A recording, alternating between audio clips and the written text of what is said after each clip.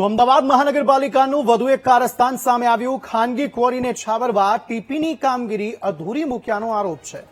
Ring road પરની TP 242માં લાંબા સમયથી રોડની કામગીરી અધૂરી હોવાનો દાવો કરાઈ રહ્યો છે.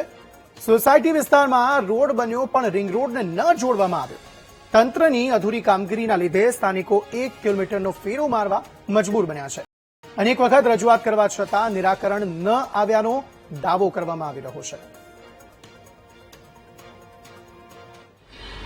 આ અમારો જે રસ્તો એથી શોર્ટલી ટાઈમમાં અમે પહોંચી શક્યા અને જે રોડ છે એ આખો અમારા રાઉન્ડમાં ફરીને આવવું પડે, જેના કારણે વરસાદમાં સ્કૂલોમાં છોકરાઓને લઈ જવામાં રિલેટેડ બધી રીતે તકલીફ થાય છે અને ટાઈમિંગ અમારો બહુ વધી જાય. એમાં જે વ્યક્તિઓ રહેતા હોય હરેક વ્યક્તિને તકલીફ થાય છે અને એના વિશે અમે ચર્ચા પણ કરીએ છીએ ઘણીવાર, પણ હજી એનું સોલ્યુશન આવ્યું નથી. તકલીફ એટલે આમ ફરીને આવવું પડે, 2 કિલોમીટર જેવું આમ રાઉન્ડ મારીને આવવું પડે.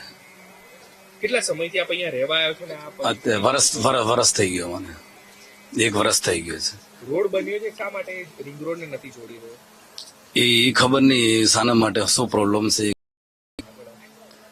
એ ખબર નહીં. હવે અહીંયા सरकारी से कि पेलू से ये खबर नहीं. दिक्कत तो वैसे काफी होती है.